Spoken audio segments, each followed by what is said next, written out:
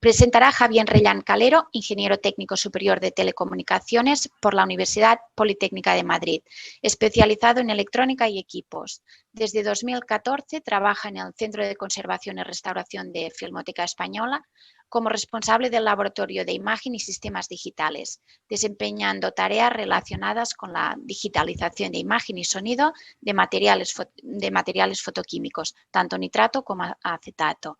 Javier ha trabajado en proyectos de recuperación y restauración digital y es miembro del Comité Técnico CEN-TC 457, no sé si lo he dicho correctamente, para la preservación digital de trabajos cinematográficos. Pues ya podemos empezar con esta visión también diferente de las ponencias que hemos tenido esta mañana. Muchas gracias, Javier. Nada, gracias a vosotros en primer lugar por la invitación a este foro para hablar de patrimonio cinematográfico y su conservación y cómo la tecnología contribuye precisamente a este hecho. Primero tendré que ahondar un poco en las peculiaridades del patrimonio cinematográfico. Lo más importante es que el cine en sí ya es un acto tecnológico, la obra y el objeto que la contiene. El hecho de conservar un material si bien es condición absolutamente indispensable y prioritaria, no garantiza su preservación a lo largo del tiempo. Tienen que interceder una serie de procesos tecnológicos de mayor o menor complejidad, pero conservar el material en sí no es conservar la obra, es como conservar una partitura si no existen ejecutantes o instrumentos musicales para interpretarla después. El hecho de ser, desde su nacimiento, fruto de la tecnología, esta manifestación cultural, implica que evoluciona al mismo ritmo que esta, y máxime teniendo en cuenta que el ritmo lo marca la industria, por lo cual está sometido a procesos en los que la obsolescencia, procesos tecnológicos, en los que la obsolescencia se produce de manera muy rápida. Esta es la otra peculiaridad, como dijeron mis compañeras Julia y Patricia ayer, ¿no? El fuerte carácter industrial ha marcado las tecnologías empleadas. No se escogieron con el fin de que perdurasen el tiempo.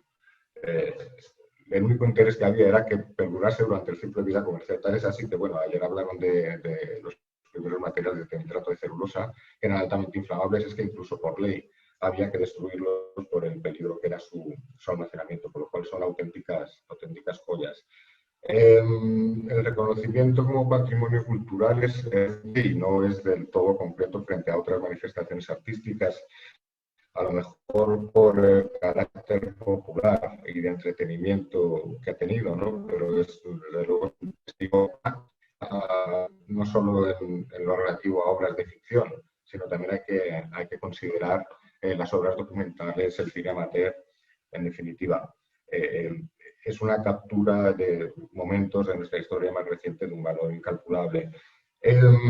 Hasta la llegada del cine, la televisión, hasta la llegada de la televisión y de Internet, la única manera de acceder a obras cinematográficas era ir al cine, y la única manera de proyectar las películas era que estas y sus copias tenían que viajar de un centro a otro, no siempre, es más, diría que nunca, en las mejores condiciones para su preservación, ¿no? Y precisamente esta gran difusión hace que existan para una misma obra múltiples versiones y formatos distintos. Cabe la pregunta, entonces, ¿qué es conservar una obra cinematográfica si no es conservar los materiales, los rollos de película? Vamos a reflexionar sobre ello. Existen dos opciones. La primera es conservar los materiales y los medios para reproducirla. Esta es una tarea especialmente con una tecnología como la fotoquímica que está en grave peligro de desaparición. La otra opción es transferir la obra con la máxima fidelidad posible a nuevos elementos que permitan el acceso a dicha información audiovisual. Son dos enfoques distintos, pero en ambos es imprescindible conservar sin alteraciones los materiales fotoquímicos en el caso de la tecnología fotoquímica o la información en el caso de la tecnología digital, porque esta es otra particularidad, ¿no?, de este tipo de obras. la evolución tecnológica ha impuesto dos tecnologías radicalmente distintas a efectos de conservación. La tecnología fotoquímica, ¿no? Compuesta por una serie de materiales con un soporte plástico sobre el que hay unas capas donde reside la imagen y unos elementos fiscales y protectores, y que se reproduce por medios mecánicos proyectando una de luz a una velocidad determinada, y en el caso de haber sonido con transductores electrópticos. Y luego tenemos la tecnología digital. En cuanto a la tecnología digital, vamos a considerar tanto las obras nacidas digitales, es decir, el cine de este siglo, producido en este siglo, ya no es fotoquímico, salvo en contadas ocasiones, y también consideraremos lo que es la digitalización de obras de origen fotoquímico, puesto que los problemas que tienen de cara a conservación son los mismos. En cuanto a los materiales, en este caso tecnología, hablamos de los medios de almacenamiento, en el que una información digital, en forma de ficheros en distintos formatos, se almacena y que se reproduce mediante transporte de dicha información para ser decodificada a un equipo tecnológico complejo para luego ser o bien proyectada o difundida por pantallas eléctricas. El paso del tiempo, como he dicho, afecta de manera distinta.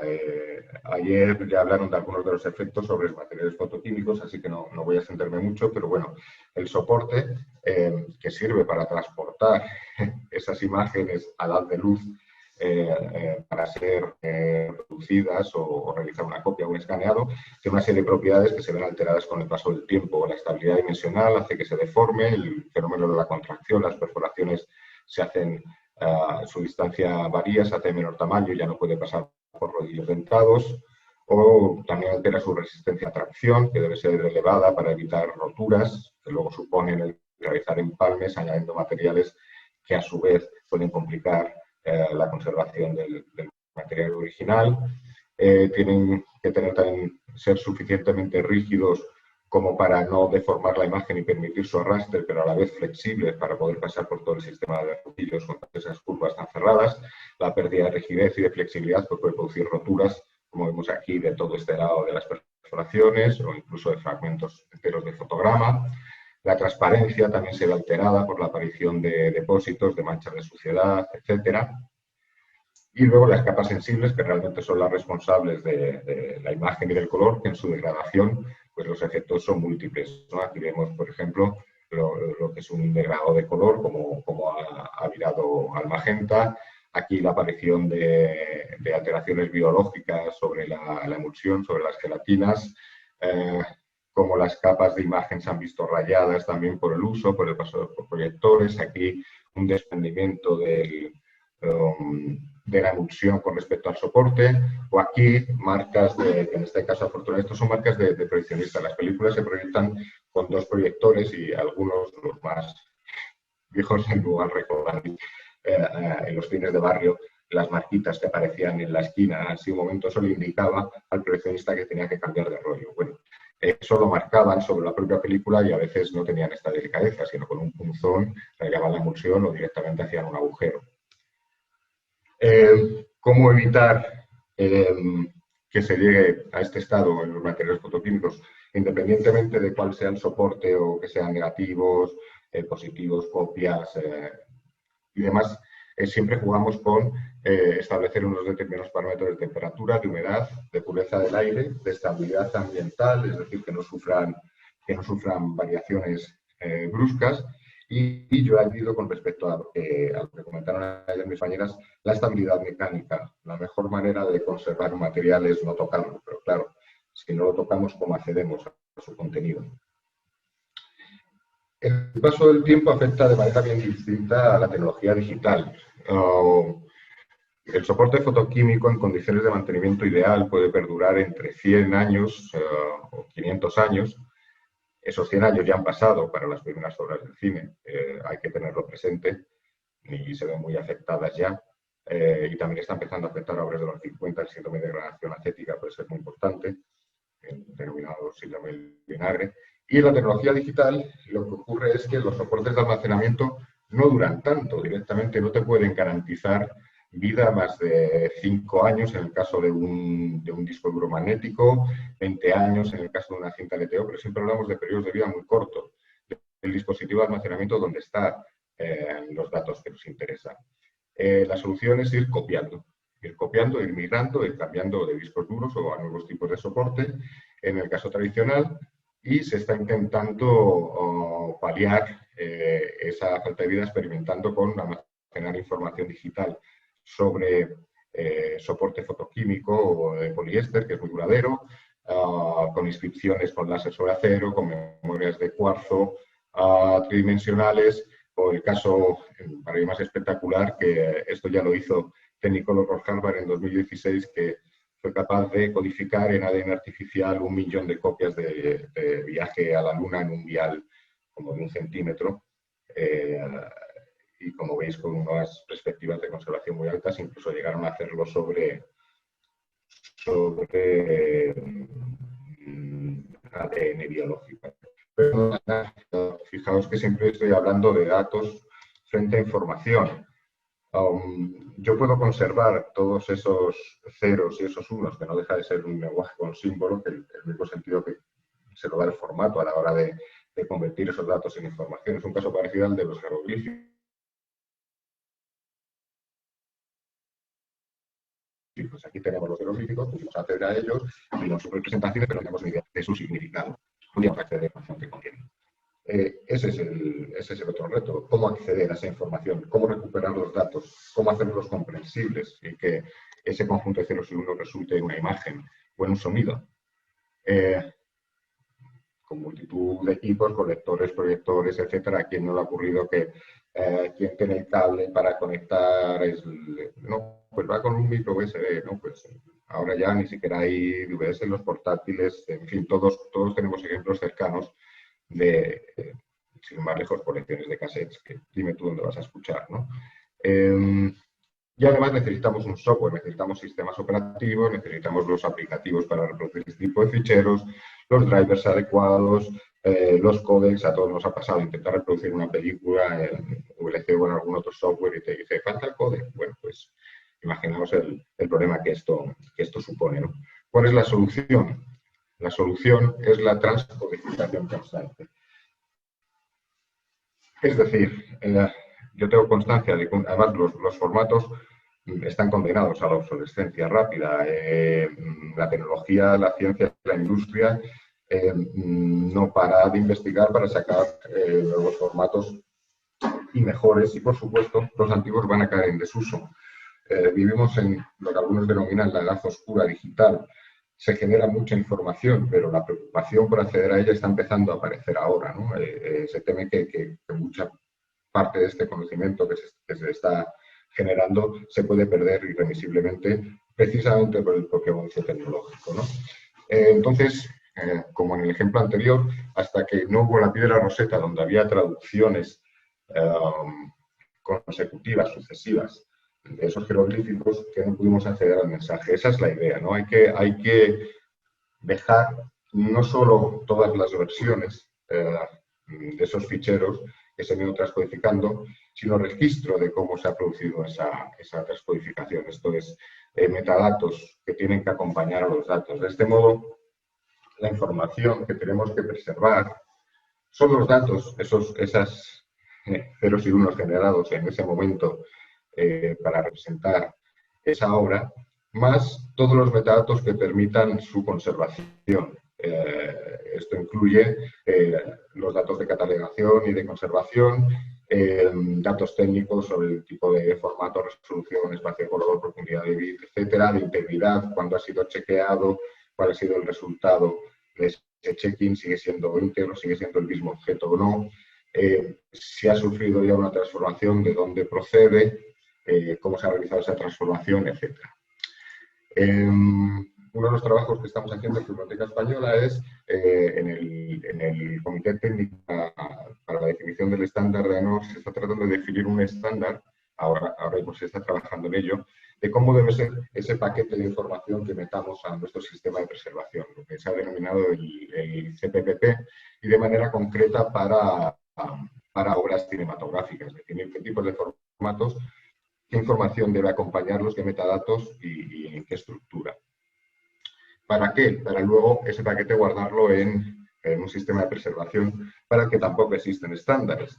Existe un modelo abierto, que es el Open Archival Information System, el modelo OISE, que define por bloques y de manera abstracta, sin concretar en ningún caso particular, qué procesos deberían hacerse para preservar a largo plazo un objeto digital. Aquí hay una representación gráfica de ese modelo simplemente para dar una idea de su complejidad desde la ingesta, desde la entrada en el sistema, hasta que podamos recuperar esa información desde el otro extremo, no importa cuánto tiempo haya transcurrido entre este momento y su relación con todas las otras áreas. En resumen, la conservación fotoquímica, si mantenemos una serie de condiciones controladas y de manera estable, nos permite una vida prolongada de los objetos frente al papel digital. Un objeto digital, si no se interviene, está condenado a desaparecer en no mucho tiempo. Así que tenemos como una prensa ahora mismo que amenaza al cine, que siendo una manifestación artística muy reciente, sin embargo, también es una de las más frágiles y que está en un serio riesgo. Por un lado, el pasado, las condiciones en las que han estado esos materiales todo el tiempo que ya ha transcurrido, los está atacando gravemente. Y el presente, la tecnología que se está utilizando, existe preocupación y yo confío en que el problema se vaya solucionando, puesto que afecta a muchísimos campos. Pero hoy por hoy sigue siendo un reto mayúsculo de gran dificultad y gran coste, tanto técnico como económico y humano.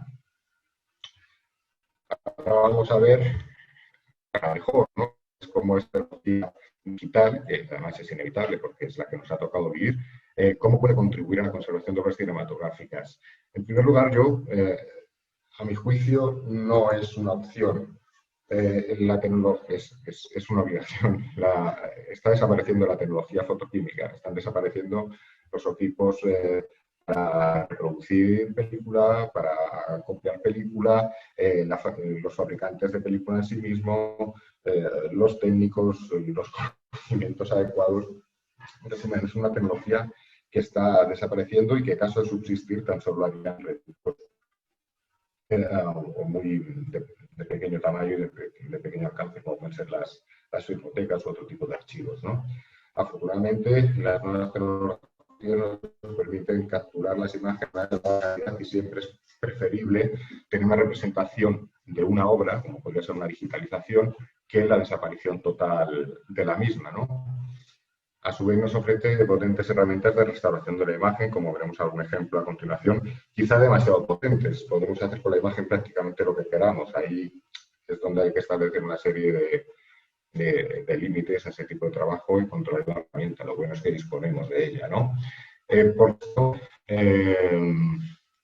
de poder difundir una película en un pequeño cine para un centenar de personas, a poder alcanzar con esa obra a cualquier persona en cualquier lugar del mundo, en cualquier momento, pues eso solo es posible mediante tecnología digital, ¿no?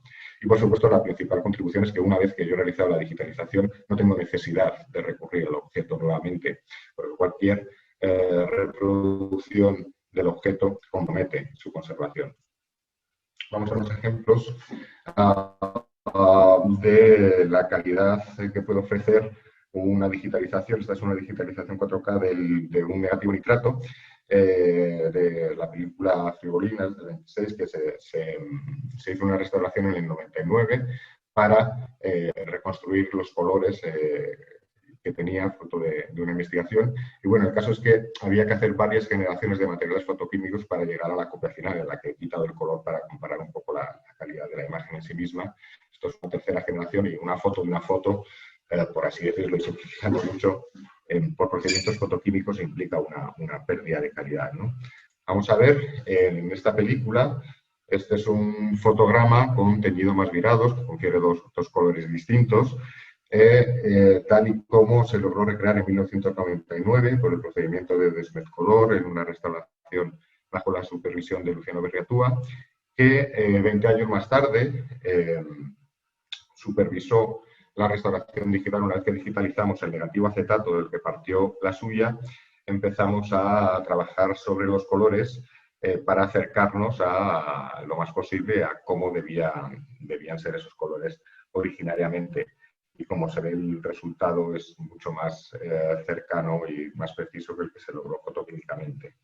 Este es otro proyecto, esto es Pontevedra, con una colón de Enrique Barreiros de 1927, en el que encontramos unos rollos de nitrato teñidos alternativamente, parecía que uno sí, uno no. Analizando el material por procedimientos digitales vimos que no, que tenían restos de teñido magenta, y profundizando la investigación resulta que era un sistema experimental de color, de creación propia. Podéis ver todo el proceso de recuperación del color en Vimeo, buscando Cinecromo y Pontevedra, cuna del color. Y bueno, el caso es que por medios fotoquímicos habría sido muy difícil recuperar este color. La idea era que con un filtro rotatorio se iba registrando en el negativo la contribución de los colores propios del filtro. Al positivar lo teñían alternativamente de este verde azulado y de un magenta, y la idea era que al reproducirlo rápidamente la persistencia ocular realizara la mezcla de color, cosa que tras digitalizar no ocurría, pero tuvimos herramientas para lograr recuperar el color a partir de la información guardada de la contribución que había en la copia, aunque los teñidos estuvieran degradados. Ese es otro proyecto interesante, y hay una serie de muestras de cómo podemos ir reparando o mejorando defectos que ocurren con el paso del tiempo, en varios casos. Aquí con recuperación, recreación del color. En este caso, este es un chomón de 1904, pintado a mano, que se tuvo que hacer un rotulador negro para evitar que penetrara por aquí, o bien a la hora de proyectar, o bien a la hora de hacer una copia. Se ha podido recuperar totalmente. Fragmentos perdidos, este es otro chomón que hemos digitalizado recientemente. El hotel eléctrico, que por algún motivo que no alcanzo a comprender tenía esta cruz en este fotograma en concreto, que se ha podido recuperar totalmente. Y bueno, el proceso que se puede proponer para alargar lo más posible el acceso a las obras cinematográficas es, primero y fundamental, y sin esto no hay nada, es conservar los materiales fotoquímicos en las mejores formas posibles para retrasar lo máximo posible su pérdida, que va a ocurrir de manera inevitable. Podremos congelar, hay filmotecas que incluso congelan materiales esperando que vengan tiempos donde aparezcan herramientas que nos permitan trabajar sobre ellos, porque es la única manera que se encuentra de detener la descomposición que afecta a todos estos materiales fotoquímicos. Este es un proyecto que hemos arrancado ahora, que es hacer una caracterización. Vamos, estamos en los albores, ¿no? La idea es, a la hora de digitalizar objetos, especialmente nitratos antiguos teñidos, los escáneres no están diseñados para capturar el color de ese tipo de materiales, sino que trabajan por capas de color como materiales de color más modernos, pero no sobre un blanco y negro teñido, con lo cual a veces distorsiona la captura del color. La idea es establecer una metodología y unos procedimientos y criterios científicos para hacer una caracterización objetiva del material, una caracterización cromática, densitométrica, química y física, que nos sirva de orientación a la hora de realizar la digitalización. Previamente hay que preparar el material para poder pasar por los mecanismos adecuados para ser digitalizado, y finalmente proceder a la digitalización en sí, o bien transportándola por arrastre de rodillos, o si tiene mucha contracción, mediante rodillos no dentados, o incluso fotograma a fotograma. Y esto va a generar una serie de metadatos de cómo se ha realizado esa digitalización, unos serie de objetos digitales que compondrán el paquete de preservación, que era el sistema de preservación digital. Posteriormente, se deshacen los cambios que haya habido que hacer en las colas que se han podido añadir en la preparación del material o la reparación de perforaciones, y se devuelve al almacén. Se trata la imagen para compensar estas diferencias que haya podido haber entre la captura y el material, y también se genera el correspondiente paquete con sus metadatos. Se crea materiales de acceso para poder ver el estado original de la obra. Si procede, se hace la restauración digital de la misma con diversas herramientas que la intención es eliminar los rastros del paso del tiempo, no hacer modificaciones a gusto del consumidor, literalmente, que es lo que en muchas ocasiones tienta a la industria a la distribución, ¿no? Esto generaría, de nuevo, otra versión con más metadatos y más objetos. Se podrían crear los materiales de acceso para la restauración para poder exhibirla. Y finalmente existe la posibilidad de obtener un material fotoquímico de cualquiera de estos elementos digitales que representen la imagen y poder realizar una copia por impresión láser sobre poliéster que como medio de conservación a resultados, ¿no? Y en resumen es esto, es una intervención a muchos niveles, muy compleja. Ya hablaron ayer del volumen que supone el disponer pues, de 600.000 envases, siendo el metraje medio de una película, pues son 100 y pico mil fotogramas. Es como si por cada obra conservar realmente tuviéramos 100.000 obras con características, pero también distintas. Y bueno, es un reto que estamos afrontando y que esperamos construir un cuerpo de conocimiento adecuado para lograrlo. Y bueno, esto es todo. Muchas gracias. Muchas gracias, Javier. Fantástico. En realidad yo creo que es un problema que tenemos en muchas colecciones, especialmente en colecciones de arte contemporáneo, que cada vez más nos encontramos en tipos de almacenamiento digital que tiene una vida cada vez más corta. Cuando más se desarrolla, más corta es la vida. Y realmente creo que es un tema que tenemos muchos que pensar, porque parece que lo tienes allí un poco sin mirar el problema y es un problema que es un se tiene problema de una magnitud muy importante y que afecta realmente a todos los campos. Por eso a confío todos. a todos, sin excepción. Estaba viendo la ponencia anterior sobre Documentación, todos esos arte datos. contemporáneo, Claro, todo. obtención de datos en disciplinas científicas que manejan volúmenes realmente impresionantes. Por eso confío en que se va a solventar, porque realmente es tamaña la pérdida que supone el no hacerlo, que no nos lo podemos permitir. Perderíamos un trozo de la historia y del conocimiento importantísimo, cuanto más conocimiento se está generando que es ahora.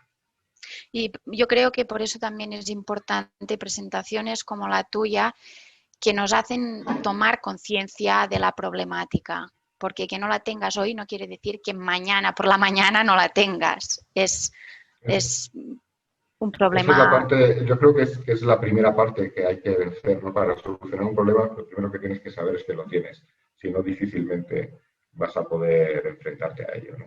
Y esa toma de conciencia sí creo que es importante divulgar para que se conozca.